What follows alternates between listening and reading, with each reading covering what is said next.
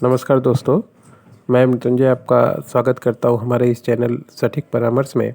और जैसा कि आप लोग इमेज में देख रहे हैं कि हाउ टू मेक लाइसेंस इन गोरखपुर। तो अगर आप गोल्ड ज्वेलरी से काम करते हैं तो अभी हर एक गोल्ड ज्वेलरी का जो आदमी काम करता है उसको लाइसेंस की ज़रूरत होती है और लाइसेंस उसको बनवाना पड़ता है, क्योंकि अगर बिना लाइसेंस वो काम करेगा तो कभी भी उस पे मान लीजिए जीएसटी वाले या बाकी डीआरआई वाले इस पे आप पे दुकान पे छापा मार सकते हैं। और आपकी जो अगर मान लीजिए पेपर नहीं है तो आपके पास जो जो ज्वेलरी है या चीज़ें हैं उसको सीज भी कर सकते हैं या फाइन भी लगा सकते हैं। क्योंकि ज्वेलरी में मस्ट है कि आपने जो मेटल है, रॉ मटेरियल कहाँ से ख़रीदा है उसको दिखाना। अगर उसको आप नहीं दिखाते हैं तो उसको एज ए पकड़ा जाता है कि आपने गलत जगह से ख़रीदा है और उसको फिर गवर्नमेंट जो है वो साइज़ कर लेती है। तो ये आपके लिए ज़रूरी है, क्योंकि छोटे शहरों में क्या है, कोई बताने वाला नहीं होता है कि इसका लाइसेंस भी होता है और एक नए व्यापारी को तो कोई और पता नहीं चलता है। क्योंकि ये काम जो है मैक्सिमम देखिएगा, जैसे आपका गोरखपुर शहर है तो जो पुराने सुनार हैं उन्हीं के लड़के ही सोने का काम कर रहे हैं, माने जनरेशन बाय जनरेशन वो चीज़ें आती हैं। तो नया आदमी के लिए इसमें एंट्री कम हो जाता है, मगर ऐसा नहीं है कि नया आदमी इसमें बिजनेस नहीं कर सकता है। थोड़ा सा टाइम लेके ये सारी चीज़ें जान के उसके बाद अगर वो मार्केट में उतरे तो वो और भी अच्छा काम कर सकता है। अब जैसे अगर लाइसेंस की बात करें तो अगर आप शॉप ओपन कर रहे हैं तो आप म्यूनसिपल कॉरपोरेशन से ट्रेड लाइसेंस बनवाइए, अपने नाम का जीएसटी लीजिए, अपने नाम का पी टैक्स लीजिए, अपना ब्रांड रजिस्ट्रेशन करवाइए ट्रेडमार्क, और ज़रूरत पड़े तो ISO 14000 का रजिस्ट्रेशन लीजिए और उद्यम का लाइसेंस। ये 6 ऐसा लाइसेंस है जो आपके लिए एकदम परफेक्ट है और आपके इंडस्ट्री के अनुसार एकदम वाइबल चीज़ है।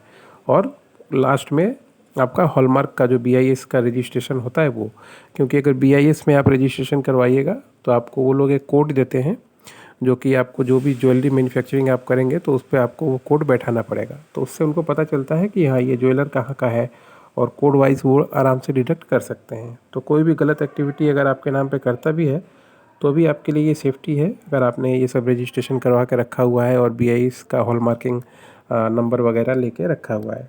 हम लोग हॉलमार्क से रिलेटेड जितना भी काम होता है या गोल्ड ज्वेलरी से रिलेटेड जितना काम होता है, जैसे अभी आप मैन्युफैक्चरिंग करते हैं तो आपका ट्रेड लाइसेंस, आपका जीएसटी, किस तरह से इसका अकाउंट मेंटेन होना चाहिए, कैसे मेंटेन होना चाहिए, अगर आप ख़रीद के लाइएगा मेटल तो उसमें आपको ई वे बिल कैसे मेंटेन करना चाहिए, अगर बेचिएगा किसी को तो क्या रिसिप्ट आप उसको दीजिएगा या क्या ई वे बिल आपको दीजिएगा, ताकि अगर रास्ते में उसको कोई दिक्कत आए तो वो आराम से वो बिल दिखा के छूट पाए। ऐसे बहुत सी छोटी छोटी चीज़ें होती हैं जो नहीं पता होता है, और छोटी छोटी चीज़ों का नहीं पता होने का फ़ायदा जो है डिपार्टमेंट वाले भी उठाते हैं और पुलिस वाले भी उठाते हैं, और आपको महंगा पड़ जाता है और नुकसान आपको भरना पड़ता है।